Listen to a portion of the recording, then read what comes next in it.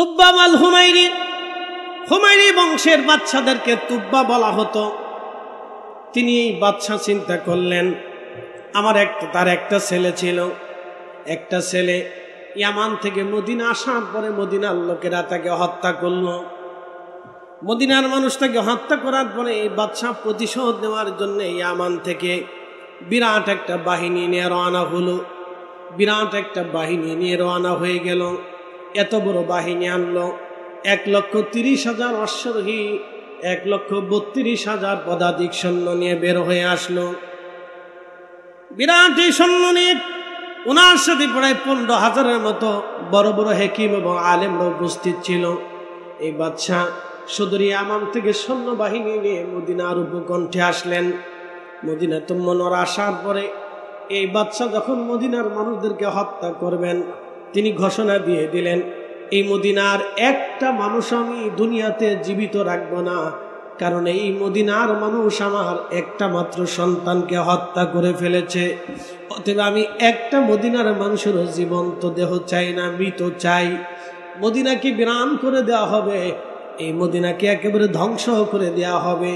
এই নিয়ত করে যখন উনি সৈন্যবাহিনী নিয়ে আসলেন, ওনার সাথে যিনি প্রধান আলেম ছিলেন ওই জমানার, ওই ধর্মের, ওই সময়ের, তখন তিনি বললেন, বাদশাহ মেহেরবানি করে আমার 2টা কথা শোনেন। বাদশাহ বলল, আপনি বলেন, কি বলতে চান? বলে, বাদশাহ আপনি ইয়াসরিবের মানুষকে হত্যা করবেন না। মদিনার আগে নাম ছিল ইয়াসরিব। ইয়াসরিবের মানুষকে আপনি হত্যা করবেন না, আপনি প্রতিশোধ নিয়েন না। বলে, কেন নেব না? বলো, তারা আমার সন্তানকে হত্যা করেছে, আমি প্রতিশোধ না নিয়ে এই মদিনা থেকে, ইয়াসরিব থেকে আমি ইয়ামান ফিরে যাব না। অবশ্যই আমি বাদশা লক্ষ লক্ষ সৈন্য নিয়ে আমি আসছি প্রতিশোধ নেওয়ার জন্যে। এই ইয়াসরিবকে আমি একেবারে মাটির সাথে মিশিয়ে দেব, প্রত্যেক ঘরে ঘরে আগুন জ্বালিয়ে দেব, প্রত্যেকটা শিশু থেকে বৃদ্ধ পর্যন্ত সবাইকে হত্যা করে ফেলব, আমি কাউকে জীবিত রাখবো না। তখন এই বাদশাকে আলেমরা ডাক দিয়ে বলল, বাদশাহ শোনেন, আপনি কেন এই জনপদের মানুষকে মারবেন না? শোনেন, আমাদের তাওরাত জবুর ইনজিল থেকে আমরা বুঝতে পারলাম এই জনপদে আখিরি নবী রাহমাতুল লিল আলামিনের আবাসস্থল হবে। এই জনপদের মানুষেরা আখিরি নবীকে আশ্রয় দিবে, এইখানেই তার রওজা হবে, এখান থেকেই তিনি তামাম দুনিয়াতে দিন প্রচার করবে। একবার জোরে বলা যাবে কে মারহাবা? শোনেন, ভালো করে শোনেন। এই বাদশার অন্তর কেঁপে উঠল, ভয় পেয়ে গেল। ভয় পেয়ে বলতেছে, না হা, আখিরি নবী আসবে, আখিরি নবী আসবে। হা, আখিরি নবী আসবে, এটা ওনার হিজরতগাহ, এইখানে তিনি বাসস্থান করবেন, এইখানেই তেনার বংশ হবে, এখানেই তিনি ঘুমাবেন। কিয়ামত পর্যন্ত উনার উম্মত এই জমিন তাদের অধিকারে থাকবে, কিয়ামত পর্যন্ত এই জমিনের কেউ ক্ষতি করতে পারবে না। সুবহানাল্লাহ বললেন না? না একসাথে বলেন, মদিনাতুল মুনাওয়ারা, মদিনাতুল মুনাওয়ারা। মনে রাখবেন, কিয়ামত পর্যন্ত এই একটি জনপদ, যেই জনপদে ফাসিকি, খারাবি, হারামি, শরাবি, নাফাকি কিছু ঢুকবে না। কিয়ামত পর্যন্ত আল্লাহ এটাকে নিরাপত্তা দিবে ফেরেশতা দিয়ে। এমনকি মুসলিমদের সবচেয়ে কঠিন শত্রু, একেবারে ইমানদারদের জন্য সবচেয়ে ভয়াবহ শত্রুর নাম দাজ্জাল। হাই সর্বনাশ, তার চেয়ে ভয়াবহ শত্রু ইমানদারদের জিন্দেগিতে কখনো আবির্ভূত হবে না। এই দাজ্জাল পর্যন্ত মদিনার হাউদের নিকটবর্তী হয়ে, সীমানার নিকটবর্তী হয়ে, এখান থেকে ফেরেশতাদের পিটুনি খেয়ে দাজ্জাল পলায়িত হবে। কখনো মদিনাতুল মুনাওয়ারা দাজ্জাল ঢুকতে পারবে না। একসাথে বলবেন আল্লাহু আকবার। আলেমরা বলতেছে, বাচ্চা এই জনপদের মানুষকে আপনি হত্যা করবেন না। কেন? কিয়ামত পর্যন্ত আখির নবীর উম্মতদের দখলে এই জমিন থাকবে, কিয়ামত পর্যন্ত তার উম্মতরা এই জমিন শাসন করবে, কিয়ামত পর্যন্ত শাসন করবে। হুমায়রি বাদশা চিন্তায় পড়ে গেলেন, বলো কি তোমরা কথা কি সত্য? আলেমরা বলল, বাদশা কথা একেবারে সূর্যের মতো স্পষ্ট, আমরা ভুল বলি নাই। বাদশা গো, আপনি এই জনপদকে হত্যা করবেন না। যদি আপনি করেন তাহলে আল্লাহর পক্ষ থেকে আপনার উপরে লানত নেমে আসবে, আপনি ক্ষতিগ্রস্ত হবেন। বাদশা, আপনি এই জনপদকে সম্মান করেন, এই জনপদকে আপনি তাজিম দেন। এই জন্য শাহ ওয়ালিউল্লাহ মুহাদ্দিস দেহলভীর জীবনীর ভিতরে আসছে, উনি যখন মদিনাতে যাইতেন উনি জুতা খুলে ফেলতেন। মদিনাতুল মুনাওয়ারার হাউদের মধ্যে জুতা পরতেন না, কখনো পায়খানা পেশাব করতেন না। আমাদের মাযহাবের ইমাম ইমামুল আজম আবু হানিফা রাহমাতুল্লাহ আলাইহি, তেনার উস্তাদের নাম ইমাম ইব্রাহিম নখী, তেনার উস্তাদের নাম হযরত আব্দুল্লাহ ইবনে মাসউদ রাদিয়াল্লাহু আনহু, সাহাবী রাসূল, মুফতি সাহাবী, সাহাবীদের মধ্যে তিনি গ্র্যান্ড মুফতি ছিলেন। মারহাবা বলবেন না? সাহাবীদের মধ্যে গ্র্যান্ড মুফতি, মদিনার গ্র্যান্ড মুফতির নাম শুনে যান, আব্দুল্লাহ ইবনে মাসউদ রাদিয়াল্লাহু আনহু। তিনি হচ্ছেন মদিনার গ্র্যান্ড মুফতি, সাহাবায়ে কিরামের ভিতরে গ্র্যান্ড মুফতি, আল্লাহ রাসূলের পছন্দের মুফতি। ওনার ফতোয়ার পরে আবু মুসা আশআরীর মতো মুফতি সাহাবীও ফতোয়া দেন নাই। ওনার ফতোয়ার পরে হযরত আব্দুল্লাহ ইবনে ওমরের মতো মুফতি সাহাবী, মুফাসসির সাহাবী পর্যন্ত ফতোয়া দেন নাই। ওনার ফতোয়ার পরে হযরত আব্দুল্লাহ ইবনে আব্বাসের মতো রইসুল মুফাসসিরিন সাহাবী, মুফাসসির সাহাবী ফতোয়া দেন নাই। ওনার ফতোয়ার পরে হযরত ওমরের মতো সাহাবীও পর্যন্ত ফতোয়া দেন নাই। একসাথে বলবেন না মারহাবা? এত বড় মুফতি সাহাবী। তার ছাত্রের নাম হযরতে ইব্রাহিম নখী, তার ছাত্রের নাম আমাদের মাযহাবের ইমাম ইমাম আবু হানিফা রাহমাতুল্লাহ আলাইহি। একসাথে বলবেন না মারহাবা? তো ওনরা হাত বাঁধছে নাভির নিচে, আমরা কি মাথার উপরে বাঁধবো? কি আশ্চর্য! দেশে কি পরিমাণে ফিতনা বেরিয়েছে, আপনি হিসাব করলে আপনার গা শিহরে উঠবে। ভয়াবহ ফিতনা। এই ফিতনার নাম হচ্ছে আহলে মুজাসসিমা। এরা আল্লাহকে দেহবাদী মনে করে। এদের বিশ্বাস হচ্ছে আল্লাহর আকার আছে, হাত আছে, পা আছে, চোখ আছে, কান আছে, নাক আছে। আল্লাহ মানুষের মতো। লা হাওলা ওয়ালা কুওয়াতা ইল্লা বিল্লাহ। আস্তাগফিরুল্লাহাল আযীম। লাইসা কামিসলিহি শাই। রব বলেছেন, আমি আল্লাহর সাথে কোনো মিসাল হবে না, আমি রবের সাথে কোনো মিসাল দিবে না। আল্লাহ শুরু নাই, শেষ নাই, দৈর্ঘ্য নাই, প্রস্থ নাই, ব্যাস নাই, ব্যাসার্ধ নাই। আল্লাহ কোনো কাল সীমা সময়ের ভিতরে তিনি নির্দিষ্ট না। আল্লাহ সময় সৃষ্টি করেছেন, জীবন মৌত আল্লাহ সৃষ্টি করেছেন, আলো আধার আল্লাহ সৃষ্টি করেছেন, জিন্দিগি আল্লাহ সৃষ্টি করেছেন, কুল মাখলুক আল্লাহ নিজে সৃষ্টি করেছেন। দৈর্ঘ্য প্রস্থ ব্যাস ব্যাসার্ধ আকার আকৃতি আল্লাহ সৃষ্টি করেছেন। তো রব কি করে আকৃতির মধ্যে সীমাবদ্ধ থাকে? রব কি করে হায়াত মৌতের মধ্যে থাকে? রব কি করে সময়ের মধ্যে সীমাবদ্ধ থাকে? রব কি করে দৈর্ঘ্য আর প্রস্থের ভিতরে সীমাবদ্ধ থাকে? এই জন্য আল্লাহ অসীমাবদ্ধ, আল্লাহ নিরাকার। নিরাকার আহলে সুন্নাতুল জামাতের আকীদা, আল্লাহ নিরাকার। আল্লাহর কোনো আকার নাই, আল্লাহর কোনো সীমানা নাই, আল্লাহর কোনো বয়স নাই, আল্লাহর কোনো শুরু নাই, আল্লাহর কোনো শেষ নাই, আল্লাহর কোনো দৈর্ঘ্য নাই, আল্লাহর কোনো প্রস্থ নাই, সময়ের সাথে সম্পৃক্ত না, কালের সাথে সম্পৃক্ত না, আল্লাহ জীবন ও মৃত্যুর সাথে সম্পৃক্ত না। তিনি চিরঞ্জীব, চিরহায়াতওয়ালা, হায়াত দেনওয়ালা, মৃত্যু দেনওয়ালা, রিজিক দেনওয়ালা। একসাথে বলবেন না মারহাবা? নাম হচ্ছে আহলে মুজাসসিমা। ভয়ঙ্কর সিস্টেম তাদের, খুবই মারাত্মক। হাসতে হাসতে জাহান্নামে চলে যাবে, হাসতে হাসতে জাহান্নামে যাবে, হাসতে হাসতে। আপনি নিজেও বুঝতেছেন না যে আপনি কি করতেছেন, আপনি নিজেও বুঝেন। হাসতে হাসতে জাহান্নামে চলে যাবে। এক গলাতিয়াবাসী মনোযোগ দিয়ে কথাগুলি শুনবেন। হাজিরিন, বাদশা ডাক দিছে, হে আলেমেরা, আখির নবী এই ধরাতে আসবে? বলে হ্যাঁ, তিনি আসবেন এবং তিনি এই জমিনে বসবাস করবেন। তিনি এই জমিনে বসবাস করবেন, শুধু বসবাস না, এই জমিনে তিনার রওজা হবে, তার উম্মতই জমিন দখল করবেন। আহা, হযরতে বাদশা ডাক দিয়ে বলতেছে, হে আলেমরা, তাহলে বলো আমি কি করতে পারি? ওই নবীর কথা শোনার পরে আমার মন কাঁদতেছে। আমি যদি ওই নবীর উম্মত হতে পারতাম। একবার জোরে বলা যাবে কি মারহাবা? আল্লাহুম্মা সাল্লি আলা, মাশাআল্লাহ, আল্লাহু আকবার। ঠিক আছে,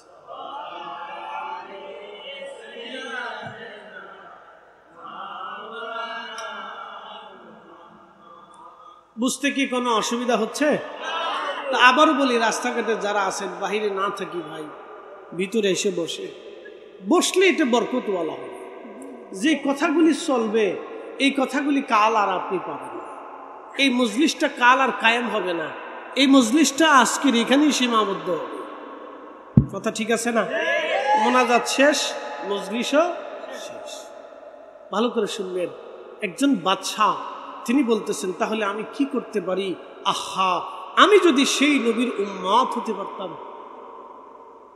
একটু ভাবেন তো, সেই দিনের এত বড় প্রভাবশালী বাদশাহ আরবের, তিনি বলতেছেন, আহা, আমি যদি সেই নবীর উম্মত হতে পারতাম।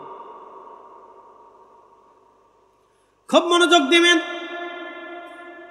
বাদশাহ এবার ডাক দিলেন, আলেমরা, তাহলে তোমরা শোনো, আমি তো এই নবী পাবো না বুঝি, তবে আমার হায়াতের জীবনে যদি পাইতাম আমার জীবন ধন্য হতো।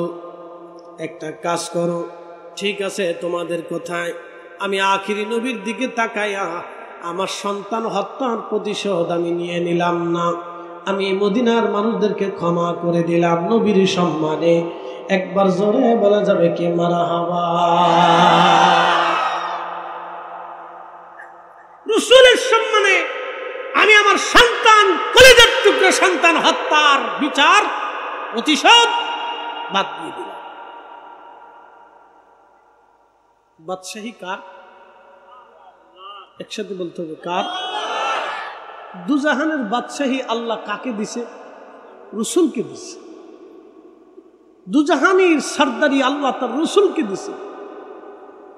দুজাহানের সরদারি আমার আগে আমার তাওহীদ ভাই নুরুল হাসান তাওহীদ সাহেব, তিনি এই বিষয়ের উপরে আলোকপাত করেছেন। তিনি হাদিস বলেছেন, তিনি আপনাদেরকে দিক নির্দেশনা দিয়েছেন যে দুজাহানের সরদারি সাইয়্যিদি বাদশাহী আল্লাহ তার রাসূলকে দিয়েছিলেন। এই দুজাহানের বাদশার দরবারের দিকে নজর করে দুনিয়ার এক বাদশা কি করলেন? তিনি প্রতিশোধ বাদ দিয়ে বললেন, আহা, আমি যদি থাকতাম, ওই নবীকে পাইতাম, জিন্দিগির সমস্ত বাদশাহী দিয়ে ও রাসূলের দ্বীনের খেদমত করে যেতাম। একসাথে বলে আল্লাহু আকবার। আমরা কি করি? মসজিদে গেলে সিরা টাকা, অসল টাকা দেওয়ার ধান্দা করি, যে কোনটা অসল আছে এটা মসজিদে দেওয়া যায় কিনা, অসল টাকাটা দেওয়ার চেষ্টা করি। আর মাহফিলের জন্য চাইলে অনেকে খুব কষ্ট পায় যে আমার পকেটের টাকা চলে যেতেছে, খুব কষ্ট পায়। অনেকের কাছে লাগে, কারণ নিজের সম্পদ এটা পকেট থেকে চলে গেলে অনেকের কষ্ট পাওয়াটা স্বাভাবিক। আবার কেউ খুশিও হয় যে যাও, আমি মাহফিলে শরীক হইলাম। কথা ঠিক আছে না ভাই?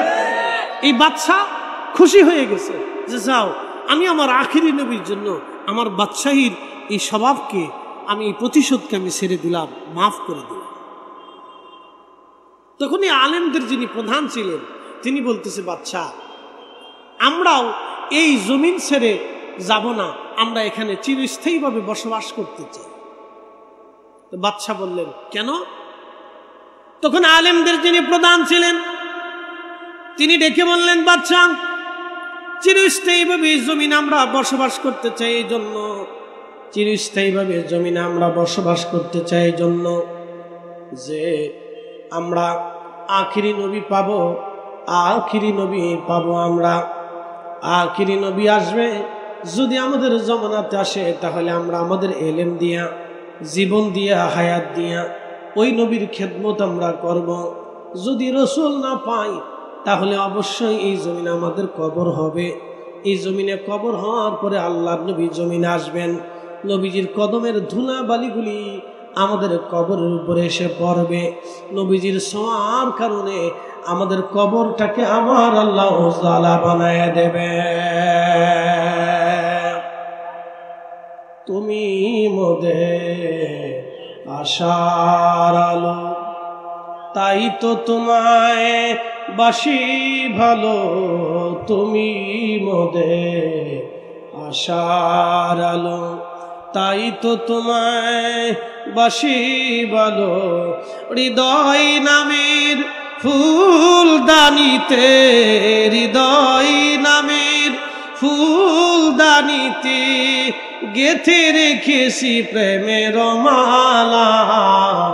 ইয়া রাসূলুল্লাহ ইয়া হাবিবাল্লাহ, ইয়া রাসূলুল্লাহ ইয়া হাবিবাল্লাহ, ইয়া রাসূলুল্লাহ।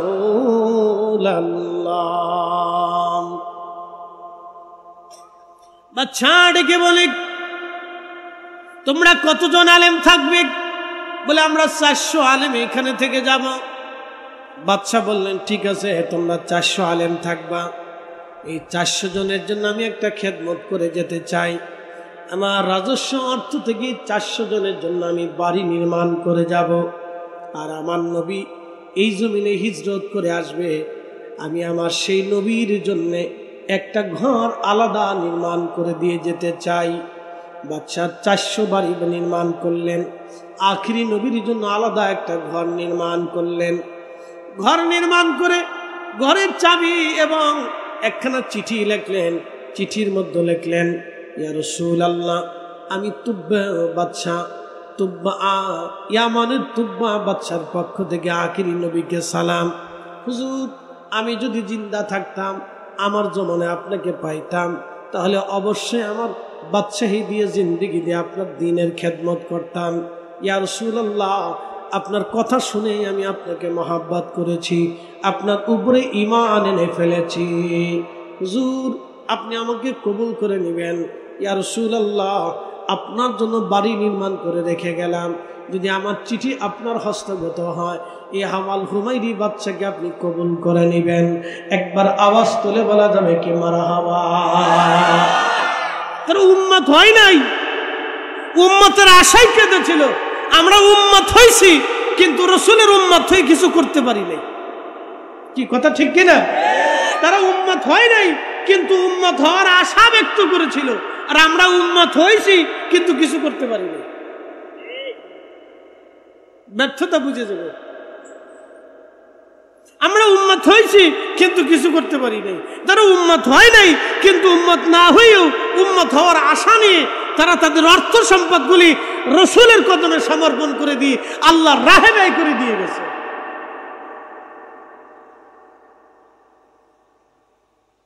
এই হুমায়রি বাদশা 400 বাড়ি নির্মাণ করলেন। 400 বাড়ি নির্মাণ করে একটা বাড়ি রসুলের জন্য রেখে দিলেন। এ বাদশা তিনি রওনা করলেন, চলে গেলেন। তিনি চিঠি এবং চাবিখানা দিয়ে গেলেন প্রধান আলেম, যিনি তাওরাত জবর পারদর্শী বড় আলেম যিনি ছিলেন, তিনার কাছে দিয়ে গেলেন। তিনার কাছে দিয়ে যাওয়ার পরে তিনার কাছে বললেন, দেখেন, আপনার হাতে আমি আমানত দিয়ে গেলাম, যদি আপনার জামানাতে নবী আসে তাহলে আপনি নিজে হাতেই চিঠিখানা পৌঁছাবেন। আর যদি আপনার জামানাতেই নবী না আসে, আপনি ওসিয়ত করে যাবেন আপনার সন্তানদের মাঝে, বংশ পরস্পরায় যেন এই আমানত তারা টিকিয়ে রাখে, এবং বংশ পরস্পরায় যেন এই চিঠি এবং চাবি আখিরি নবী রাহমাতুল লিল আলামিনের হাতে যে পৌঁছায়। এই চিঠিখানা ওইভাবে রেখে দেওয়া হলো। প্রধান আলেমের জমানাতে হলো না, যেতে যেতে যেতে যেতে বহু বছর পার হলো। আল্লাহর নবী রাসূলে মাকবুল সাল্লাল্লাহু আলাইহি ওয়াসাল্লামের জমানা আসলো। কুরআনুল কারীম নাযিল হয়ে গেল।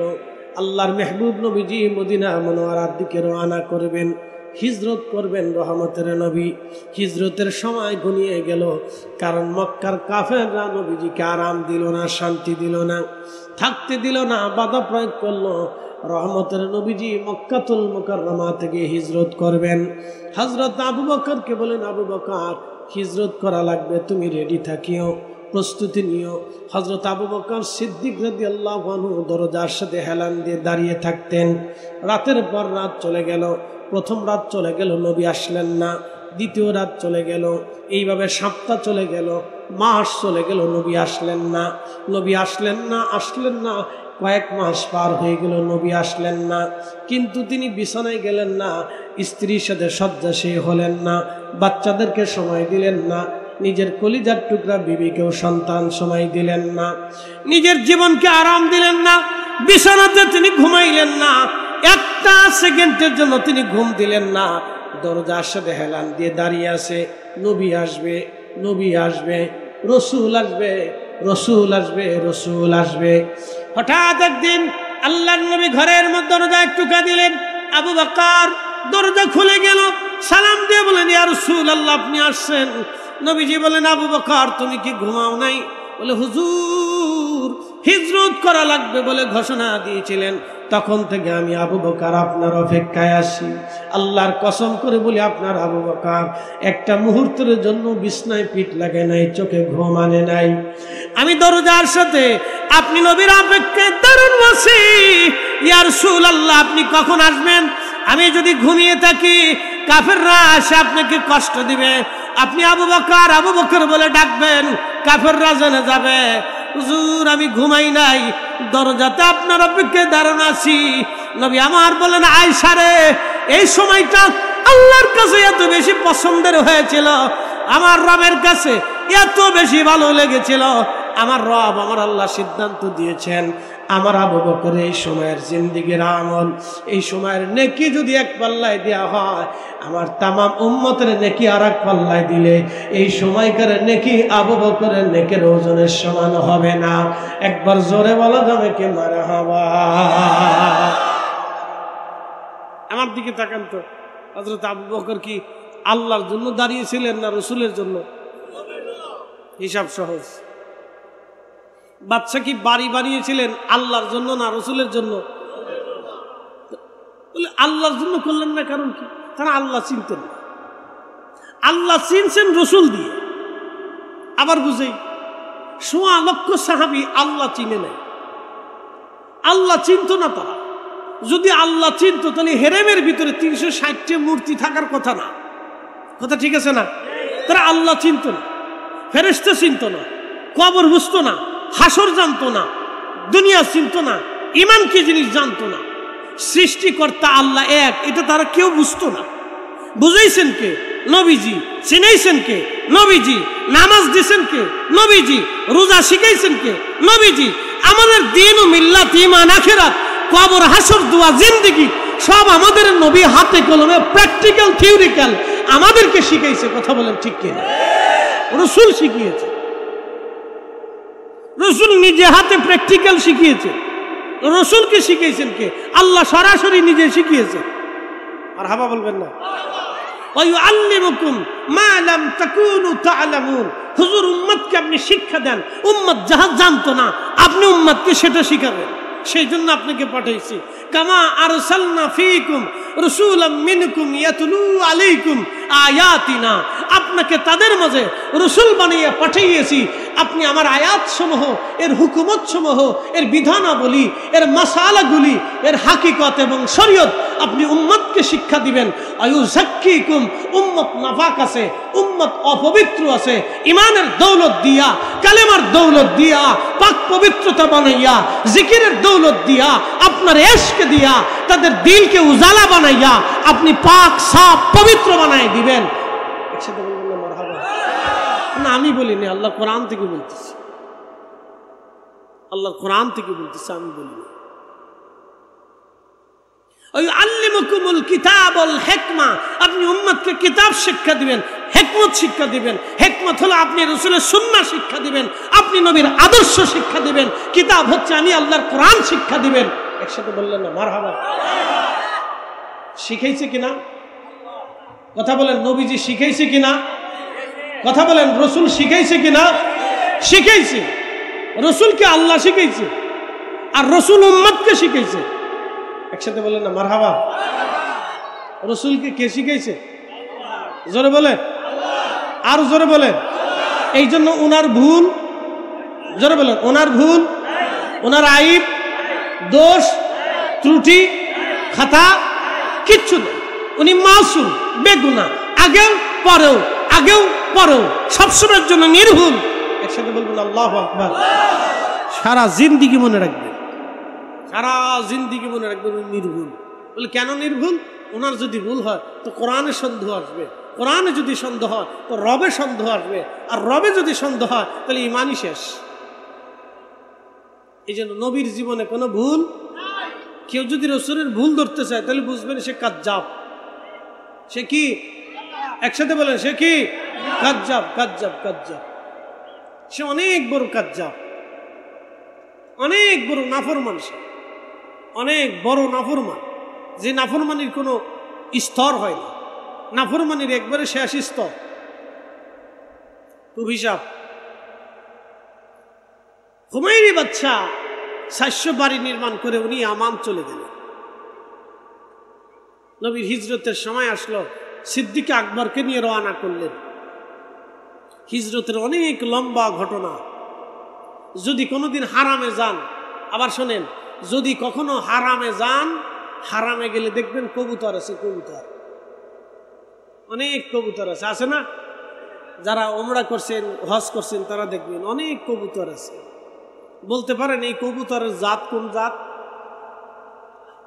জালালি তো নাম শুনছেন, কিন্তু কোথার থেকে আসছে জানেননি, জানেন না। এটা আজকে আপনাদেরকে তথ্যটা জানেন। আল্লাহর নবী হিজরতে গেলেন, 2টা পাহাড় আছে, জাবালে সৌর, সৌরের পাশে জাবালে সাবির। মনে রাখেন, জাবালে সৌর, সৌরের পাশের পাহাড়ের নাম হচ্ছে জাবালে সাবির। তো প্রথমে রসুল জাবালে সাবিরে উঠলেন। জাবালে সাবিরে ওঠার পরে জাবালে সাবির আল্লাহ রসুলকে সালাম দিলেন। মারহাবা বলেন। কিসে সালাম দিল? পাহাড়ে। কিসে সালাম দিল? কাকে সালাম দিল? নবীকে। এটাই হচ্ছে নবুয়ত, এটাই হচ্ছে রাসালাত। পাহাড় রসুলকে সালাম দিল, ইয়া রাসূলুল্লাহ, আমার ভিতরে কোনো গুহা নেই, আমি আপনাকে কোথায় আশ্রয় দিব? কাল দিনের ভাগে কাফেররা এসে যদি আমার উপরে আপনাকে আঘাত করে রক্ত ঝরায়, প্রিয় নবী কিয়ামতের ময়দানে জাবালে সাবির আল্লাহর সামনে কেমনে দাঁড়াবে? হাই হাই হাই হাই, কি ভাবতেছেন? তারা ভয় করে কাকে?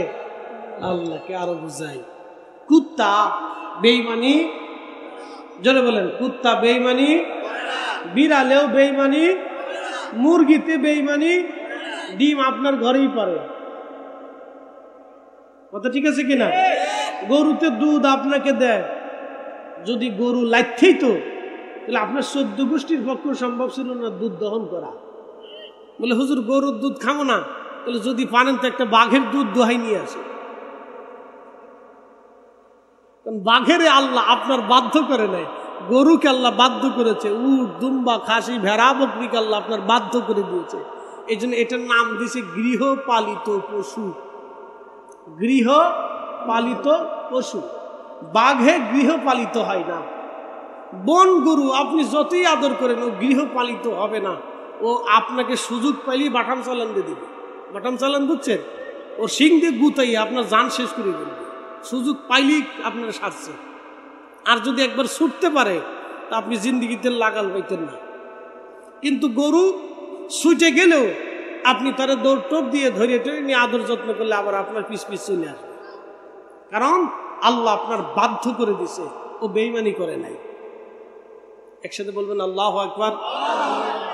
হ্যাঁ, মনে রাখেন, আল্লাহ আপনার বাধ্য করছে, ও বেঈমানি করে নাই, ওটাকে আপনার বাধ্য করে দিয়েছে। প্রিয় উপস্থিতি হাজিরিন, সমগ্র সৃষ্টিগুলি আল্লাহর আইন মেনে চলে। আমার আল্লাহ বলেন, আমার রব বললেন, আলাম তারা, হুজুর আপনি কি লক্ষ্য করেন নাই, আপনি কি দেখেন নাই, আন্নাল্লাহা ইয়াসজুদু লাহু মান ফিস সামাওয়াতি ওয়া মান ফিল আরদ। আসমান ও জমিনে, ভূমণ্ডল ও নবমণ্ডলের ভিতরে, সপ্তম আসমান আর সপ্ত জমিনের ভিতরে যাহা কিছু আছে সব আমি আল্লাহকে সেজদা দেয়। একসাথে বলবেন না সুবহানাল্লাহ। সেজদা কাকে দেয়? ভয় করে কাকে? যদি কোনোদিন মদিনাতে যান তো 2টা পাহাড়ের পরিচয় দিয়েছে। যদি কোনোদিন মদিনাতে যান 2টা পাহাড়ের পরিচয় দিয়েছে। একটা পাহাড়ের নাম হচ্ছে জাবালে উহুদ। জাবালে উহুদে যাইয়া উহুদের পাহাড়ে বসবেন, বৈশা বলবেন, উহুদ রে, আমি সহিহ বুখারীতে রসুলের জবানে হাদিসে শুনছি তুমি নাকি নবীকে ভালোবাসতা আর রসুল নাকি তোমাকেও ভালোবাসত। কে আসতে হয়ে গেল না? উহুদ রে, আমি উম্মত বাংলাদেশ থেকে আসছি, আমি তোমাকে ভালোবাসি কারণ রসুল তোমাকে ভালোবাসত আর তুমি রসুলকে ভালোবাসত। তারিখ ইবনে শিব্বার ভিতরে ইমাম ইবনে শিব্বা 1200 বছর আগের কিতাবে লিখছেন, আল্লাহ রসুল বলছেন, আমার উম্মত তোমরা শোনো, উহুদ পার হচ্ছে জান্নাতের দরজার সামনে, একেবারে জান্নাতে যখনই ঢুকবেন তখনই দরজার পাশে উহুদকে দেখবেন, আলা মিন আবওয়াবিল জান্নাহ, উহুদ হচ্ছে জান্নাতের পাহাড়, এই জান্নাতের দরজার সামনে উহুদকে আল্লাহ দাঁড়া করায় রাখবে শুধু রসুলকে ভালোবাসার জন্য। একসাথে বললেন আল্লাহু আকবার। বুঝে যান, শুধু বুঝে বুঝে বাড়ি যাবে। যদি মদিনার থেকে আপনি ইহরাম বেঁধে হজে আসেন, অনেকের হজের ওমরার ইহরাম মদিনার থেকেও বাঁধা হয়, তো মদিনার থেকে যে মসজিদে ইহরাম বাঁধবেন এটার নাম জুল হুলাইফা। জুল হুলাইফার বাম বসে একটা পাহাড় দেখবেন, এটার নাম জাবাল নার, এটার অরিজিনাল নাম হচ্ছে জাবাল আইর। বলেই দিয়েছে জাবাল আইর, এই পাহাড়কে জাবালে নার বলা হয়। কেন? এই পাহাড়টা আল্লাহ রসুলের সাথে দুশ্মনী রাখত। প্রিয় নবী বললেন, সাহাবীরা রে, মদিনাতে দুইটা পাহাড়, একটা পাহাড় আমাকে ভালোবাসে আর একটা পাহাড় আমার সাথে দুশ্মনী করে। পুরা মদিনার মাঝখান হচ্ছে মদিনা, আর দুইটা পাহাড় দুই পাশে দাঁড়িয়ে আছে। আপনি দূর থেকে দেখলে মনে হবে যে দুইটা পাহাড় মুখোমুখি হয়ে মদিনাকে পাহারা দিচ্ছে, কিন্তু এক উহুদ রসুলকে মহাব্বত করে আর এক আইর রসুলের সাথে বিদ্বেষ রাখে। নবী বলেন, আবাবুম মিন নার, এই পাহাড় হচ্ছে জাহান্নামের পাহাড়, সে আমার সাথে দুশ্মনী করে, সেই জন্য আল্লাহ তাকে জাহান্নামে দিয়ে দিবে। এর আর এক নাম হচ্ছে জাবালে নার, অন্য নাম হচ্ছে জাবালে আইর। জুল হুলাইফার বাম পাশেই পাহাড়। পরিচয় দিয়ে দিলাম, যদি কোনো দিন যান খুঁটে খুঁটে ভালো করে দেখে দিয়ে, শুধু ভালোবাসার জন্য, মহব্বতের জন্য। জাবালে সাবির নবীকে সালাম দিয়ে বলল, হুজুর, মেহেশরের মাঠে আল্লাহর দরজাতে আমি কি জবাব দিব যে আপনাকে যদি আমার উপর কষ্ট দেওয়া হয়? ইয়া রাসূলুল্লাহ, পার্শ্ববর্তী পাহাড় সৌরের ভিতরে গুহা আছে, আপনি সেইখানে চলে যান। জাবালে সৌর নবীকে সালাম দিলেন। সালাম দেওয়ার পরে আল্লাহ নবী আবু বকরকে নিয়ে সৌরে চলে গেলেন। সৌরের ভিতরে একটা গুহা আছে, গুহার ভিতর প্রবেশ করলেন আল্লাহ নবী এবং আবু বকর। গুহার সামনে এসে গেল কবুতর, বাসা বানাইয়া ওই কবুতরের ডিম পারল। ইমাম ইবনু কাসির আল বেদায়ার ভিতরে লেখেন, ওই কবুতরের ডিম পাড়ার পরে কাফের আসলো, আসার পরে দেখতেছে গুহার সামনে কবুতরের বাসা, ডিমও আছে, কবুতর বসে আছে, মাকড়সা জাল বানায় রাখছে। কাফেররা বলল, হাই হাই, এখানে যদি কোনো মানুষ থাকতো তাহলে কবুতরের বাসা থাকার কথা না, চলো যাই, এখানে কেউ আসে নাই, মুহাম্মদ সাল্লাল্লাহু আলাইহি সাল্লাম হয়তো পালিয়ে চলে গেছেন। কাফেররা ফিরে চলে গেল, কিন্তু আল্লাহর নবী এবং আবু বকর রাদিয়াল্লাহু আনহু এখানে বসেছিলেন গুহার ভিতরে। ওই সেই কবুতর ডিম পারল। আল ইমাম ইবনু কাসির আল বেদার ভিতরে লিখলেন, ওই কবুতর আর ওই জাবালে সৌর থেকে চলে এসে হারামে অবস্থান করলো। ওই হারামে অবস্থান করার কারণে তার বংশ বৃদ্ধি হলো। হারামে কবুতর মারা নিষেধ, কবুতর ঘুরে যাওয়া নিষেধ। কিয়ামত পর্যন্ত হাজিরা হারামে যাবে, কবুতরকে খাবার খাওয়াবে। একটা কবুতর কেউ ধরবে না, কেউ শোবে না, কেউ মারবে না, কেউ নেবে না, কেউ ধরে নেবে না। কিয়ামত পর্যন্ত আল্লাহ এই কবুতরের বংশধারা চালু রাখবে, কারণ এই কবুতর আমার রসুলকে পাহারা দিয়েছিল। একবার জোরে বলা যাবে কি মারহাবা। বলে, হুজুর, এই ওয়াজ আপনি কেন করতেছেন? একটা কারণে করলাম, আল্লাহর মেহবুবের কোন বিষয়কে ছোট করে দেখবেন না। মাসালা সহজ, আল্লাহর মেহবুবের কোন বিষয়কে ছোট করে দেখবেন। বলে, চুল মুবারক, তাও ছোট করে দেখবেন না। বলে, দাড়ি মুবারক, তাও ছোট করে দেখবেন না। বলে, জুব্বা মুবারক, তাও ছোট করে দেখবেন না। মেহবুবের ঘামকেও সাহাবে কেরাম বরকত বানায় ব্যবহার করতেন। প্রিয় নবীজির নখ, চুল, দাড়ি, এই আঙ্গুলের নখ, এগুলি আল্লাহ রসুল কাটতেন, কেটে রেখে দিতেন। এই নখগুলি নিয়ে সাহাবায়ে কেরাম ইন্তেকালের পরে তার কাফনের কাপড়ের ভিতরে দিয়ে ওসিয়ত করেছিলেন হযরত মুআবিয়া রাদিয়াল্লাহু আনহু। মারহাবা বলবেন না? না, বুঝে যায়।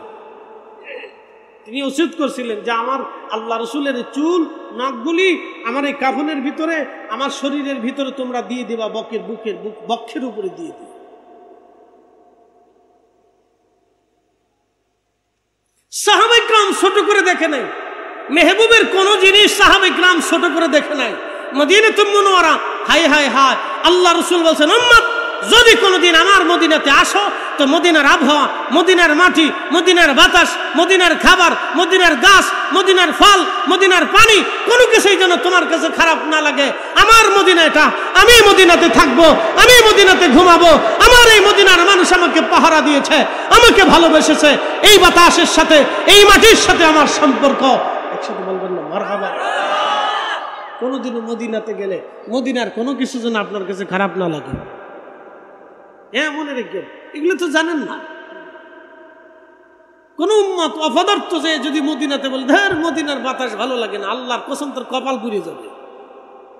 হুজুর কেন? হ্যাঁ, কপাল পুড়ে যাবে। আপনি রসুলের মদিনাকে ইনকার করেছেন, অন্য কেউ না। আমার দিকে তাকান, আমার দিকে ভালো করে তাকান। আমার মুখে কি, বাবাজির মুখে কি? জোরে বলেন, কার সুন্নত? এখন আপনি যদি কোন, অনেকের দাঁড়িয়ে আছে না, অল্প দাঁড়িয়ে আছে না, এখানে দুধ গিয়া অল্প কেটা দাঁড়িয়ে আছে না অনেকের, অনেকে বলে দূর বেড়া ছাগলে দাঁড়িয়ে রাখছ কে? কি কয় আপনাদের আঞ্চলিক ভাষায় বলে ছাগলা দাড়ি, লা হাওলা ওয়ালা কুওয়াতা আস্তাগফিরুল্লাহাল আযীম। এই কথা বলার সাথে সাথে তার ঈমান খারিজ হয়ে যায়। এই শোনেন, জিন্দেগিতে ভুলে ওই কথা বলবেন না। বলে হুজুর কারণ কি? রসুলের দাড়ি, নবীর সুন্নতকে ইনকার করার সাথে আপনার ঈমান থাকবে না। বলে দাড়ি ইনকার করেন নাই, আল্লাহ রসুলকে ইনকার করেছেন। মদিনার বাতাসকে ইনকার করেন নাই, রসুলকে ইনকার করেছেন।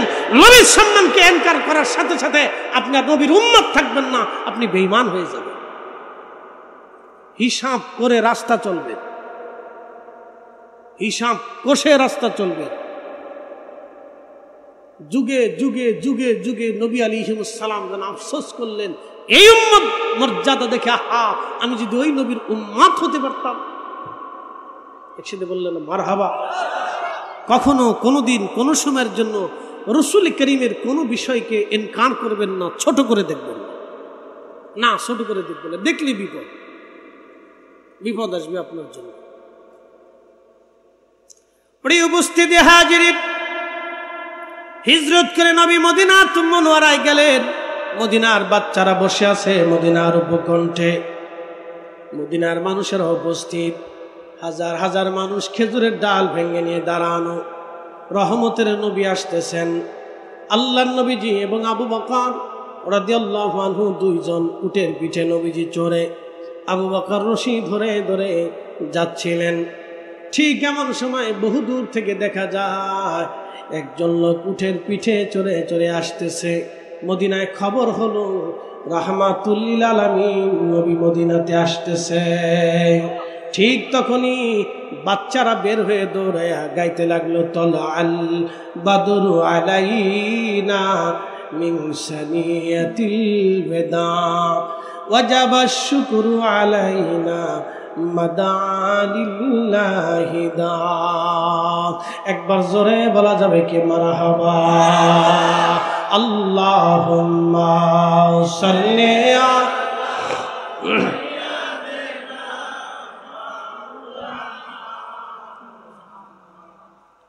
আলা আলি সাইয়্যিদিনা।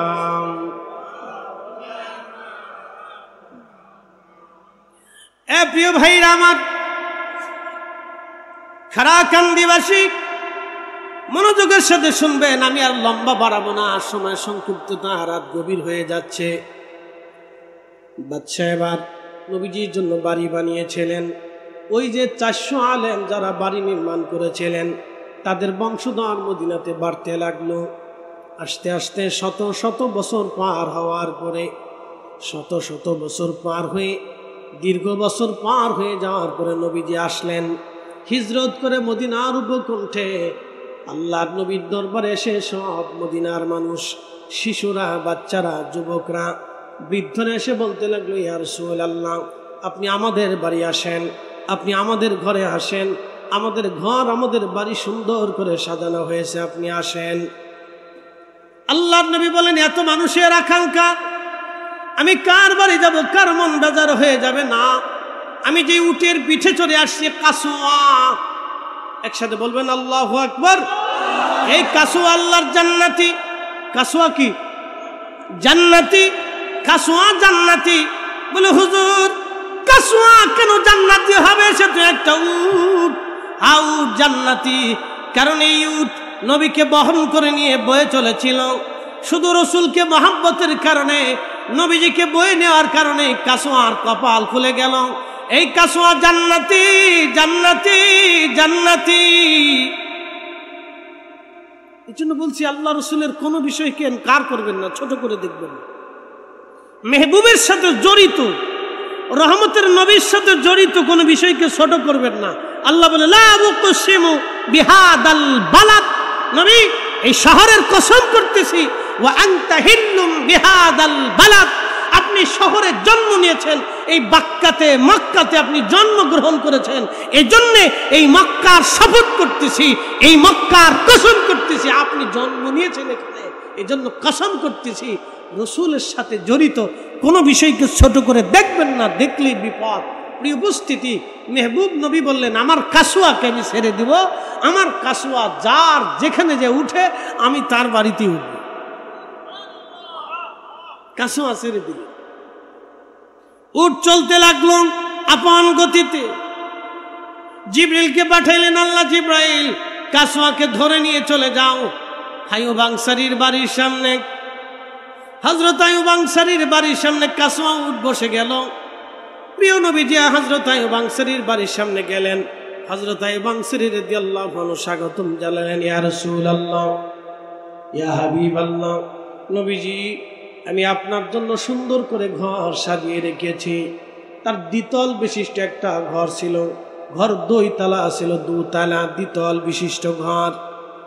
এই ঘরটার সামনে হযরত আইয়ুব আনসারী দাঁড়িয়ে গেলেন।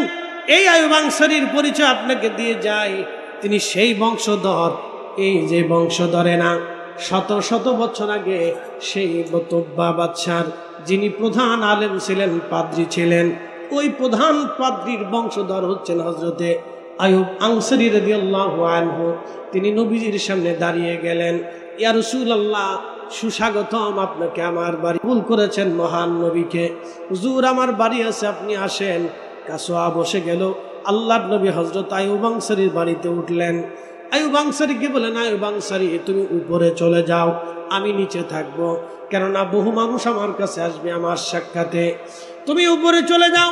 রাত্রিবেলা আইয়ুব আনসারী স্ত্রীকে নিয়ে উপরে চলে গেলেন দোতলায়। ভালো করে শুনে যান, দোতলায় চলে যাওয়ার পরে হযরত আইয়ুব আনসারী রাদিয়াল্লাহু আনহু আর ঘুমাইতে পারেন না, স্ত্রীও ঘুমায় না। তারা দোতলার এক কোনায় চলে গেলেন। কোনায় বসে বসে তারা কাঁদতে লাগলেন। স্বামীকে বললেন, স্বামী করলেন কি? আপনি না রসুলকে উপরে দিবেন, নবীকে নিচে দিয়েছেন, আমরা উপরে থাকবো, নবী নিচে থাকবে, এটা কি করে হয়? এটা কখনোই হতে পারে না। রহমাতুল লিল আলামিন নিচে থাকবে, আমরা উপরে থাকবো, এটা হতে পারে না। এটার নাম আদব, এটার নাম তাজিম, এটার নাম সম্মান। হযরত আইয়ুব আনসারী রাদিয়াল্লাহু আনহু সারা রাত ঘুমান নাই। দরজার তেনার বিল্ডিং এর এক কোনায় তিনি বসেছিলেন। ওই বিল্ডিং এর কোণার থেকে সকালবেলা নেমে আসলেন। নেমে এসে বলেন, ইয়া রাসূলুল্লাহ, আইয়ুব আনসারী আর উপরে থাকবে না।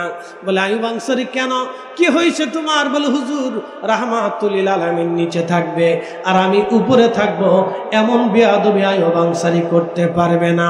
হুজুর আপনি উপরে চলে যাবেন, না হয় আমি বাড়ি ছেড়ে দিলাম আপনাকে।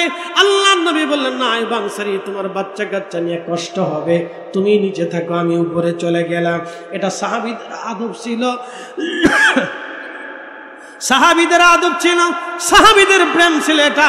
সাহাবীরা নবীর প্রতি এইভাবে সম্মান দেখাইতেন। হযরত আইয়ুব আনসারী রাদিয়াল্লাহু আনহু নিচে চলে গেলেন, আল্লাহর মেহবুবকে উপরে দিয়ে দিলেন।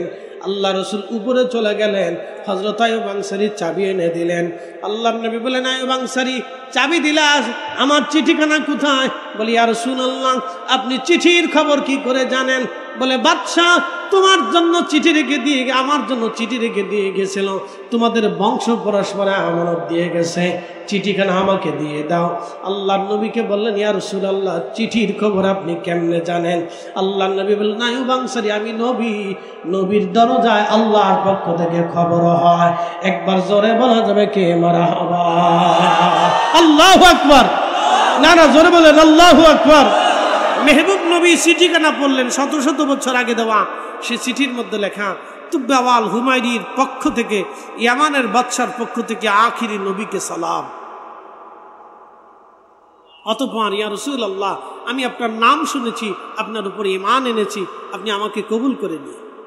আল্লাহ রাসূল চিঠিখানা পড়ে বললেন, নেক বক বাদশা তুব্বাওয়াল হুমায়রিকে আমি কবুল করলাম, আল্লাহ কবুল করে নিয়েছে। একসাথে বলবেন আল্লাহু আকবার। দুজাহানের সরদারি আল্লাহ আমরারে দিছে না নবীকে দিছে? আমার রসুলের সরদারি কি শেষ না চলমান? কিয়ামত পর্যন্ত চলমান থাকবে, শুধু এইখানে শেষ?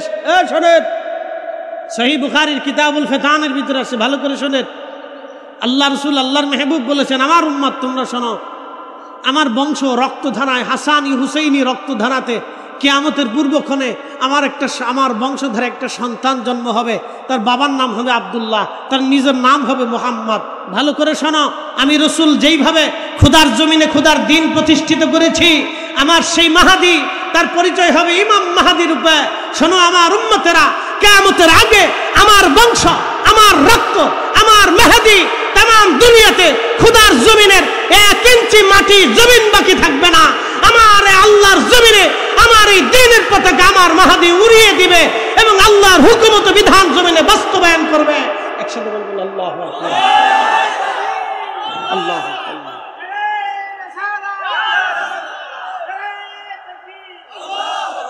আল্লাহর জমিনে আল্লাহর দ্বীন বাস্তবায়ন করবেন হযরত ইমাম মাহদী আলাইহিস সালাতু ওয়াস সালাম। পৃথিবীর 1 ইঞ্চি মাটি বাদ থাকবে না। বিশ্বাস হয় না বুঝি?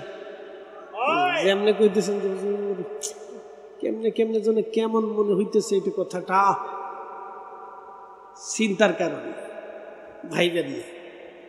খন্দকের ময়দানে যদি কোনোদিন যান, মদিনায় ঠিকানা দিয়ে যায়, যদি কখনো খন্দকে যান, তো খন্দকের সেই গর্ত আর এখন আর নাই। এটার উপর দিয়ে রোড হয়েছে, রাস্তা বানাইছে সৌদি সরকার।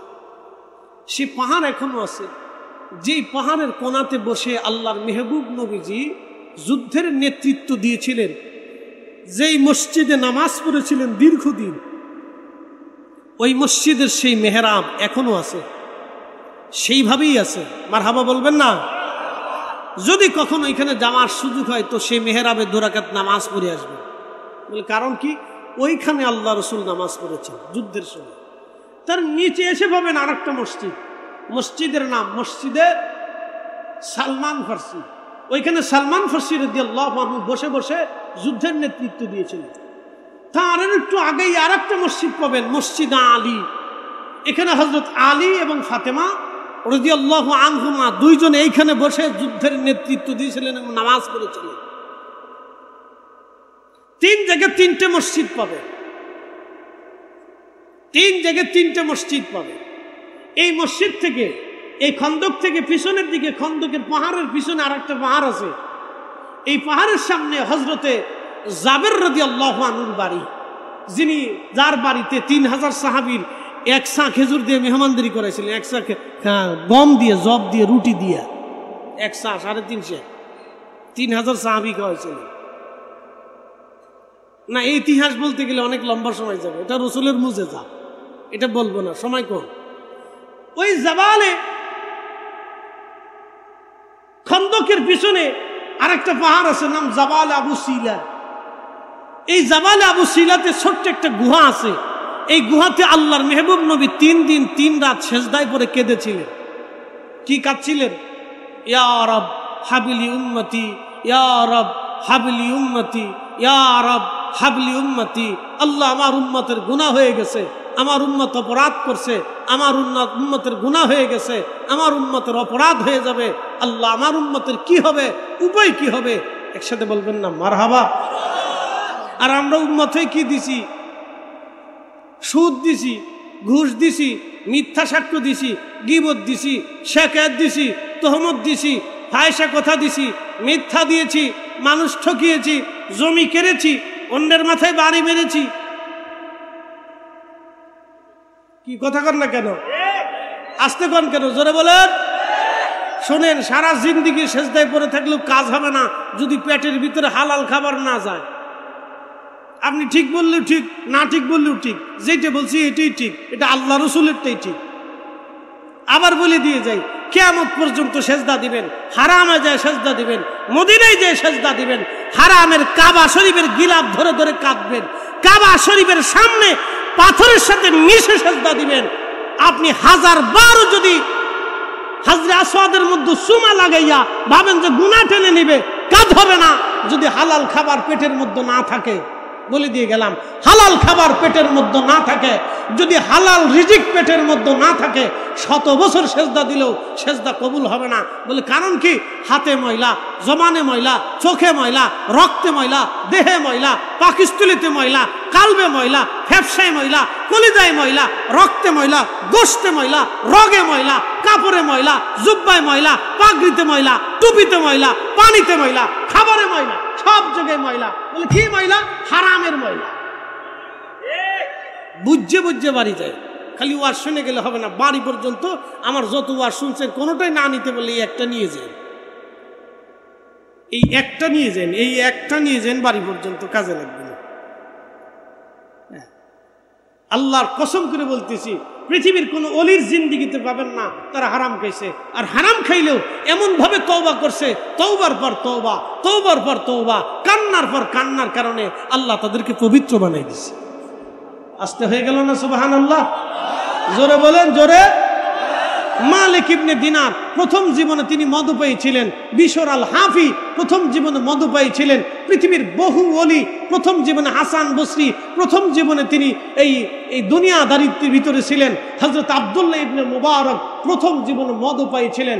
আব্দুল্লাহ ইবনে মুবারকের উস্তাদের নাম হযরত ইমামুল আযম আবু হানিফা, তিনার উস্তাদের নাম ইব্রাহিম নখঈ, তিনার উস্তাদের নাম আব্দুল্লাহ ইবনে মাসউদ, তিনার উস্তাদের নাম রাহমাতুল লিল আলামিন, তিনার উস্তাদের নাম রব্বুল আলামিন। আল্লাহর ছাত্র নবী, নবীজির ছাত্র আব্দুল্লাহ ইবনে মাসউদ, তিনার ছাত্র হযরত ইব্রাহিম নখঈ, তিনার ছাত্র ইমামুল আযম আবু হানিফা, তিনার ছাত্র আব্দুল্লাহ ইবনে মুবারক রাহিমাহুল্লাহ রিদওয়ানুল্লাহি তাআলা আলাইহিম আজমাইন।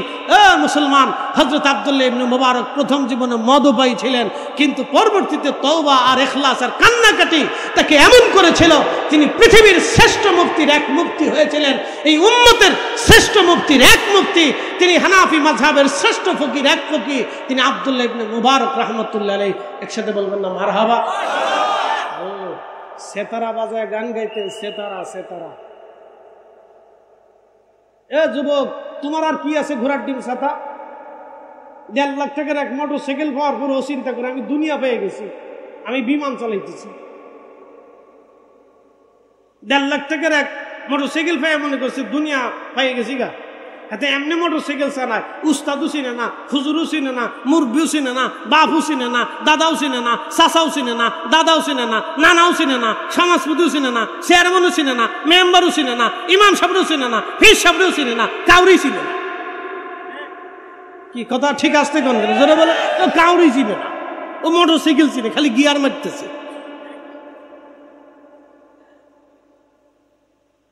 তোমার কয় পয়সার টাকা হয়েছে বলো তো? তোমার কিচ্ছু হয়নি। আব্দুল্লাহ ইবনে মুবারককে চিনো? তিনি তুরস্কের জমিদার বংশের সন্তান ছিলেন। বর্তমান যুগের হাজার হাজার কোটি কোটি টাকার সম্পদের মালিক ছিলেন আব্দুল্লাহ ইবনে মুবারক।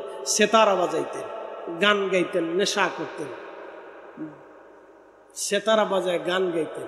এমন যুবক ছিলেন সেতারা। আমার দেশে কিছু পোলাপান আছে দেখবেন হাফ প্যান্ট করে মোটরসাইকেল চলে, সকালবেলা হাফ প্যান্ট করে বিরাজ করে। এ ভাবতেছে আমি বিরাট বড় কিছু, মানুষ মনে হয় আমাকে সার সার বলে দেখতেছে।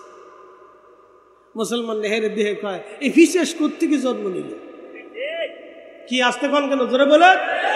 মনে কিছু নিয়েন না, আমার যুবকদেরকে সতর্ক করার দরকার। হাফ প্যান্ট পরে সকালবেলা রাস্তায় বিরাস একটা বের করে ঘষতে থাকে।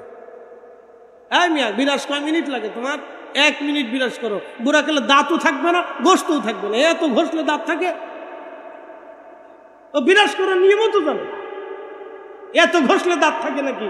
1 মিনিট ঘষো, এর বেশি ঘষলে দাঁত শেষ হয়ে যাবে, বুড়া কালের আগে দাঁত পুড়ে শেষ হয়ে যাবে। আব্দুল্লাহ ইবনে মুবারক আল্লাহ রাব্বুল আলামিন তারে এমন ভাবে কবুল করলেন, একদিন সেতারায় তারে ডাক দেখা, হে আব্দুল্লাহ ইবনে মুবারক, তোমার কি এখনো সময় হয় নাই আল্লাহর দিকে নিজেকে রুজু হওয়া? একসাথে বলবেন আল্লাহু আকবার।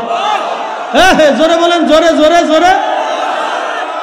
আব্দুল্লাহ ইবনে মুবারকের মা খুব সতী ছিলেন, বাবা ছিলেন বড় আমানতওয়ালা বুজুর্গ। বাবা মার দোয়া আল্লাহর কাছে কবুল হয়ে গেল, আল্লাহ আমার একটা মাত্র সন্তান পথভ্রষ্ট হয়ে যাচ্ছে, দোয়া কবুল হয়ে গেল। প্রিয় বন্ধু, ফিরে আসেন, ইরজিই ইলা রাব্বিকা রাদিয়াতাম মারদিয়া, আপনি আল্লাহর দিকে ফিরে আসেন। একসাথে বলেন, কার দিকে? জোরে বলেন, কার দিকে?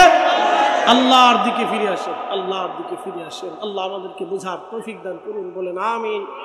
আরো জোরে বলেন আমিন। এই উপস্থিতি, আমার অনেক লম্বা কথা বলে ফেলছি, অনেক আলোচনা আপনাদের সামনে তুলে ধরছি। এই জন্য মেহবুবে আলা নবীর কোনো বিষয়কে আপনারা কখনো কোনো সময়ের জন্য ছোট করে দেখবেন না, এটিকে বড় করেই দেখবেন। মাহফিল কি চলবে না বন্ধ হবে? যেমনি বলতেছেন মনে হয় বন্ধ হবে, একসাথে বলেন চলবে। হাত উঁচা করে বলেন, মাহফিলের দরকার আছে, দরকার আছে, দরকার আছে। নারে তাকবীর, নারে রিসালাত। চলুক মাহফিল, আল্লাহ কবুল করুক, বলেন আমিন। আদ-দীনুন নসিহা, শোনেন, আদ-দীনুন নসিহা, আদ-দীনুন নসিহা। নসিহত বন্ধ হলে দিন নষ্ট হবে, নসিহত বন্ধ হয়ে গেলে দিন নষ্ট হয়ে যাবে। আবার বলি, নসিহত নষ্ট হয়ে গেলে, বন্ধ হয়ে গেলে দিন নষ্ট হয়ে যাবে। আপনাদেরকে একটা ছোট্ট তথ্য দিয়ে দেয়, 5 বছর বাংলাদেশের সব মাহফিল যদি বন্ধ হয়ে যায়, আবার শোনেন, 5 বছর বাংলাদেশের সব মাহফিল যদি বন্ধ হয়ে যায়, প্রত্যেক জুমাতে খুতবার যিনি খতিব তার খেতাবতের আলোচনা যদি বন্ধ হয়ে যায়, পীর মাশায়েখদের তালিম তরবিয়ত যদি বন্ধ হয়ে যায়, আগামী 5 বছর পরে আমাদের দেশের মেয়েরা হাফ প্যান্ট পরে রাস্তা দিয়ে হাঁটবে। আপনি ঠিক বললেও ঠিক, না ঠিক বললেও ঠিক। বিশ্বাস না করলে উন্নত বিশ্ব যায় দেখে আসেন, মেয়েরা হাফ প্যান্ট পরে রাস্তায় হাঁটে। আমি মালয়েশিয়া গেছি, দেখি হেজাবও পরছে, জিন্সের প্যান্টও পরছে, টি শার্টও গায়ে দিচ্ছে। আমি বললাম, এটা আবার কি রে? হেজাবও পরে মেয়ে, টি শার্টও পরে, জিন্সের প্যান্টও পরে। আমি এটা কোন ধরনের পর্দা? দেশের সিস্টেম এটা। কেন? উন্নত বিশ্ব। মাশাআল্লাহ, দারুণ হয়েছে। বুঝেন নাই? আবার বুঝাইতেছি আপনাকে, আবার বুঝাই, আপনাকে বুঝাই। হুজুর ওয়াজ করছে, বাবারা পাগড়ি মাথায় দেওয়ার সুন্নত খুব দামি, 70 গুণ নেকি হবে। ওয়াজ তো যে শুনছে সেও খুব মনোযোগ দিয়ে শুনছে। সে বলতেছে, বাহা মাশাআল্লাহ, খুব সুন্দর ওয়াজ করছে তো হুজুরে। তো 2 বন্ধু রাস্তা দিয়ে আস্তে আস্তে আসার সময় চিন্তা করলো, পাগড়ি আজকে মাথায় দিব। আস্তে করে লুঙ্গিটা টান দিয়ে খুলে মাথার মধ্যে পাগড়ি বাঁধছে। পরনে আছে জেঙ্গু, জেঙ্গু না কি করলে একটু না, জাইঙ্গে জাইঙ্গে। পরনে আছে জাইঙ্গে, মাথায় বাঁধছে কি? লুঙ্গি দিয়ে পাগড়ি বানাইছে। তো লুঙ্গি খুলে মাথায় পাগড়ি বানাইলে যত নাকি, প্যান আর শার্ট গায়ে দিয়া মায়া মানুষ মাথায় হেজাব বানলে তত নাকি। বুঝেন নাই? লুঙ্গি খুলে মাথায় পাগড়ি বানাইলে যত নাকি, মায়া মানুষ জিন্সের প্যান্ট পরিয়া শার্ট গায়ে দিয়া হেজাব বানলে তত নাকি। এবার বুঝে নেন যে কত নাকি। আপনি এবার বুঝে নেন যে নেকি কত। এই জন্য নসিহত চলবে। মিলাদুন নবীর মাহফিল বন্ধ করার আপনার প্রয়োজন কি আছে? এই মাহফিল চলবে, রাসূলের আগমনের মাহফিল চলবে। আপনি যত বেশি পারেন মাহফিল দেন। আমার দেশে মাহফিল হওয়ার দরকার, কথা কোন নাকি, ঠিক কিনা? বেশি বেশি মাহফিল দেন। সিরাতুন নবী দেন না মিলাদুন নবী দেন, ইসলাহি দেন না তাফসীরুল কোরআন দেন, এই আপনার দস্তরবন্দি দেন না খতমে বুখারী দেন, মাহফিল দিতে থাকেন। যে নামে দেন মাহফিল যেন হয়, আপনার যে নামই থাকুক মাহফিল যেন হয়। নাম নিয়ে ঝগড়া করার দরকার কি? রাসূলের দরজাতে নবীর জমানাতে কোনো নামই ছিল না, খতমে বুখারী ছিল না, খতমে কোরআন ছিল না, তাফসীরুল কোরআন মাহফিল ছিল না, সালানে ইসলাহ ছিল না, ইসলাহি ছিল না, মিলাদুন নবী শব্দ ছিল না, সিরাতুন নবী শব্দও ছিল না। এই শব্দে কোনো মাহফিল রাসূলের জামানাতে ছিল না। ওই হিসাবের জামানার হিসাব করলে তাহলে সব নাম বাদ দিতে হবে। আপনার যে নামেই হোক মাহফিল চলতে হবে। কথা বলেন না, ঠিক কিনা? নাম যেটা হোক, কাজ কোরআন সুন্নাহ। কথা ঠিক কিনা? নাম যেটা হোক অসুবিধা। আচ্ছা আপনাদেরকে বলি, আপনাদের এলাকায় মসজিদের কি নাম বলেন তো? আপনাদের এই মসজিদের নাম কি? বাইতুল আকসা। আমি গেছি এই বরিশালের শহরে এক মসজিদে নামাজ পড়তে, দেখি কসাই যাবে মসজিদ। তাই বললো মসজিদ আবার কসাই হয় কেন? ময়মনসিংহ মাহফিলে যাওয়ার সময় দেখি ভালুকার আগে বাম পাশে মা মসজিদ। লোকটা মার ভক্ত ছিল, মা নামে মসজিদ লাগিয়ে দিচ্ছে, মা মসজিদ। আমি চিন্তা করলাম মসজিদ আবার মা কেন? একটা নাম, নাম যেটা হোক, মসজিদটা ঘর কার? এই কথাটা মনে রাখ। বুখারী শরীফ হাদিস কিন্তু ইমাম ইসমাইল বুখারীর জবানের কথা না, হাদিস কিন্তু আল্লাহ রাসূলের কথা। ঠিক কিনা? সংকলন করেছেন ইমাম বুখারী, এই জন্য লেখা হয়েছে বুখারীর হাদিস। হাদিস কিন্তু বুখারীর না। হাদিস সহিহ মুসলিম, মুসলিমের হাদিস, মুসলিমের কোন হাদিস না, হাদিস রাসূলের। কিন্তু ওনার নামে কিতাব, নাম যেটা হোক কথা কিন্তু রাসূলের। কথা ঠিক কিনা? নাম যেটা হোক কথা কার? রাসূলের। মাহফিল যে নামে হোক, মাহফিল বেহেশতের বাগান, এটা আল্লাহ তার রাসূলের। এটা নিয়ে নাম নিয়ে ঝগড়া করেন না। এগুলি বাদ দিয়ে আমাদের কাজ হলো বেশি বেশি মাহফিল করা। আগামী 50 বছরে বাংলাদেশে এরকম মাহফিল নাও হতে পারে। হ্যাঁ, নাও হতে পারে।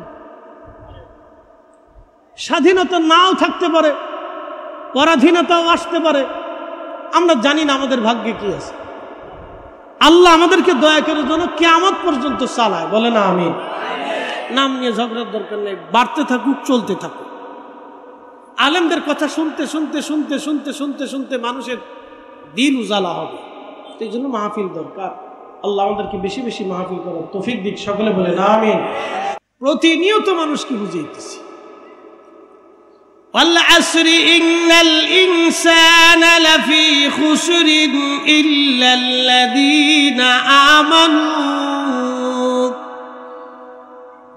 الذين آمنوا وعملوا الصالحات।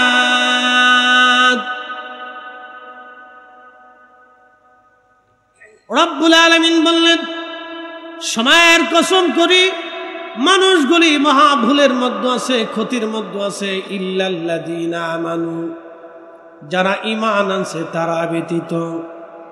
ইল্লাল্লাযীনা আমানু, যারা ঈমান এনেছে, এই ঈমানদার ব্যতীত সব মানুষ ভুলের মধ্যে আছে। এই ঈমানওয়ালা ব্যতীত সব মানুষ ভুলের মধ্যে আছে। বর্তমান পৃথিবীতে বহু ধর্মের মানুষ আছে। সনাতনী ধর্ম বলেন, মাজুসি ধর্ম বলেন, ইয়াহুদি ধর্ম বলেন, খ্রিস্টান ধর্ম বলেন, এরপরে আপনার কি বলে শিখ ধর্ম বলেন, বৌদ্ধ ধর্ম বলেন। এরকম শত শত ধর্ম পৃথিবীতে বর্তমানে পরিচালিত আছে। 800 কোটি মানুষ আছে, 200 কোটি মানুষ কালেমাওয়ালা, বাদ বাকি 600 কোটি মানুষ কালেমা ছাড়া। 200 কোটি মানুষ কালেমাওয়ালা, বাদ বাকি 600 কোটি মানুষ কালেমা ছাড়া। প্রিয় উপস্থিতি, ভালো করে শুনবেন। 600 কোটি মানুষের ভিতরে অনেক বড় বড় মেধাবী আছে, জ্ঞানী আছে, ডক্টর আছে, ডাক্তার আছে, ইঞ্জিনিয়ার আছে, প্রকৌশলী আছে, সমরবিদ আছে, রাজনীতিবিদ আছে, অর্থনীতিবিদ আছে। এরপরে আপনি যদি দেখেন বিরাট বড় বড় পদার্থবিদ, রসায়নবিদ, পারমাণবিক বিজ্ঞানী, মহাকাশ বিজ্ঞানী আছে। অনেক বড় বড় মেধাবী আছে, কিন্তু তাদের মেধা, তাদের জ্ঞান আল্লাহ চিনতে তাদেরকে সাহায্য করে নাই। এই জন্য কাজী নজরুল ইসলাম চমৎকার করে তিনি বললেন, আল্লাহকে যে পাইতে চায় হযরতকে ভালোবেসে, আরশ কুরসি লৌহ কলম না চাহিতে পেয়েছে সে। খুব মনোযোগ দিবেন। কালেমা পড়তে এত কোটি মানুষকে সাহায্য করে নাই তার মেধা, তার জ্ঞান, তার আকল। বলে কারণ কি, কি জন্য সাহায্য করে নাই? রব্বুল আলামিন আপনার মতো আমার মতো সাধারণ মানুষকে আমার আল্লাহ কালেমার দৌলত দিয়ে আমাদের জিন্দেগি আল্লাহ ধন্য বানায় দিলেন। একবার জোরে বলা যাবে কি মারহাবা? যদি আমরা মুসলমান না হতাম, যদি আমরা সনাতনী হতাম, তাহলে অবশ্যই কিছুদিন পরে দুর্গা পূজা আসতেছে, ওই পূজা অর্চনার জন্য আমরা ব্যস্ত হয়ে যাইতাম। কথা ঠিক আছে না? পূজা অর্চনার জন্য ব্যস্ত হতাম। যদি আমরা বৌদ্ধ হতাম তাহলে বৌদ্ধ পূর্ণিমা আসার আগে আমরা বৌদ্ধ পূর্ণিমার উৎসব পালনের জন্য আমরা ব্যস্ত হতাম। যদি আমরা মুসলিম না হয়ে আমরা মাজুসি হতাম তাহলে আগুন সামনে নিয়ে আগুনের সামনে সেজদায় পড়ে আগুনকে খোদা বলে মেনে নিতাম। যদি আমরা শিখ ধর্মের হতাম, গুরু নানকের মূর্তি বানাইয়া তার কবরের সামনে, মূর্তির সামনে সেজদায় পড়ে মাথা নত করে তাকে খোদা বলে আমরা তার কাছে সবকিছু চাইতাম। যদি আমরা খ্রিস্টান হতাম তাহলে পুরুষ বানাইয়া এদের বানানো ধর্মের উপরে ভিত্তি করে ঈসা রুহুল্লাহকে আল্লাহর ছেলে আর হযরত মারিয়ামকে আল্লাহর স্ত্রী বলে আমরা মেনে নিই। খোদার একত্ববাদ ব্যতীত বহু খোদায় আমরা বিশ্বাসী হয়ে যাইতাম, আমরা পথভ্রষ্ট হয়ে যেতাম। গেলে কি হতো? আমার রব তা বলে দিয়েছেন, ইন্নাল্লাযীনা কাফারু মিন আহলিল কিতাবি ওয়াল মুশরিকিনা ফি নারি জাহান্নাম জাহান্নাম খালিদিনা ফিহা। একবার জোরে বলা যাবে কি আল্লাহু আকবার? আমার রব বললেন, ইন্নাল্লাযীনা কাফারু, নিশ্চয় যারা অবিশ্বাসী, মিন আহলিল কিতাব, ইহুদি খ্রিস্টান, ওয়াল মুশরিকিন, যারা শিরিক করেছে, মুশরিকত্ব করেছে, পাথর দিয়ে মূর্তি বানাইয়া মূর্তির সামনে যারা সেজদায় পড়ে মূর্তিকে খোদা যারা মনে করেছে, আমার রব বলেছেন ফি নারি জাহান্নাম খালিদিনা ফিহা, চিরদিন চিরস্থায়ীভাবে তারা জাহান্নামে চলে যাবে, শাস্তির আবাসে তারা চলে যাবে, কোনোদিন তারা জাহান্নাম থেকে বের হতে পারবে না। চিরদিনের জন্য, স্থায়ীভাবে চিরদিনের জন্য তারা জাহান্নামে চলে যাবে, কোনোদিন আর কোনোদিন তারা জাহান্নাম থেকে বের হতে পারবে না। এরপরে আমার আল্লাহ বললেন, ইন্নাল্লাযীনা আমানু ওয়া আমিলুস সালিহাতি উলাইকা হুম খায়রুল বারিয়া, নিশ্চয়ই যারা ইমানে আমলে যারা পাকা হয়ে যাবে, উলাইকা হুম খায়রুল বারিয়া, तमाम जगत समूहेर मध्य तारा श्रेष्ठत्व निबे। जज़ाउहुम इंदा रब्बिहिम जन्नातु अदनिन तजरी मिन तहतिहाल अनहारु खालिदीना फीहा अबदा। आमी रब्बुल आलामीन তাদের জন্য একটা জান্নাত বানাবো, ওই জান্নাতের নিচ দিয়ে নহর প্রবাহিত হবে। আমি জান্নাত বানিয়েছি, জান্নাতের নিচ দিয়ে নহর প্রবাহিত হয়েছে, মধুর নহর, দুধের নহর, পানির নহর আর শরবতের নহর। জান্নাতের নিচ দিয়ে এই নহর প্রবাহিত হয়ে আমার রব বললেন, কতদিন পর্যন্ত এই জান্নাতের মধ্যে তোমরা থাকবা? আমার আল্লাহ তা বলে দিলেন, খালিদিনা ফিহা আবাদা, চিরদিন চিরস্থায়ীভাবে এই জান্নাতের মধ্যে তারা থাকবে, কোনোদিন এই জান্নাত থেকে তারা বের হবে না, কোনোদিন এই জান্নাত থেকে তারা বের হবে না।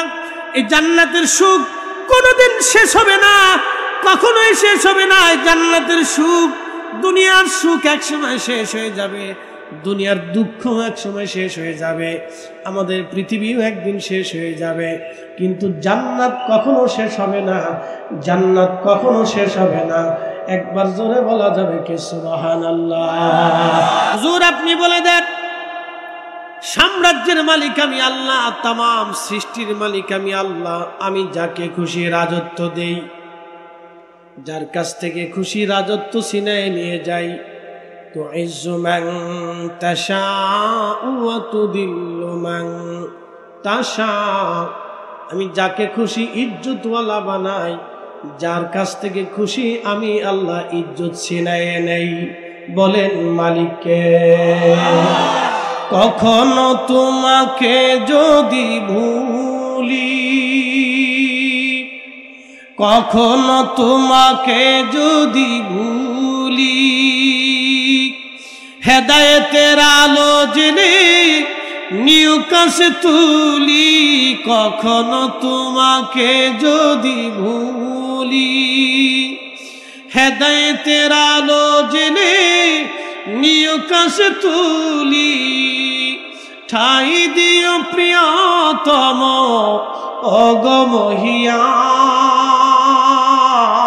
অগমহিয়ান, তুমি রহমান, তুমি মেহেরবান।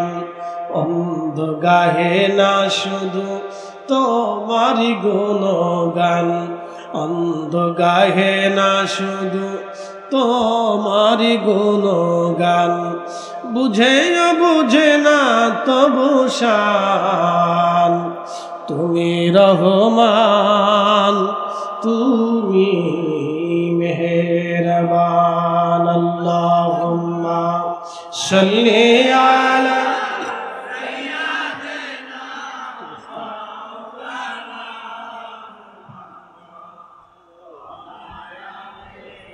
সাইয়্যিদিনা।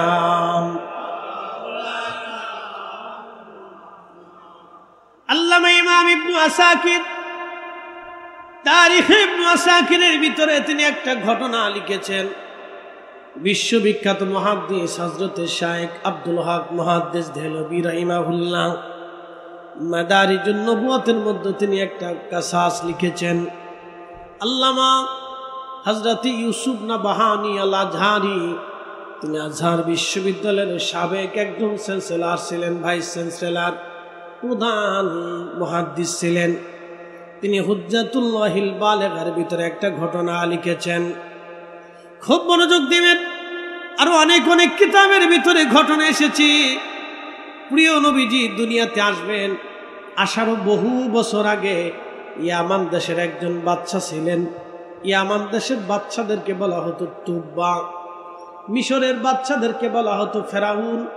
আমাদের দেশে যেমন মোগল সাম্রাজ্য ছিল, মোগল সাম্রাজ্যের বাদশাদেরকে মোগল বাদশা বলা হতো। সালতানাতি আমলে বাদশাদেরকে সুলতান বলা হতো, নবাবী আমলে বাদশাদেরকে নবাব বলা হতো।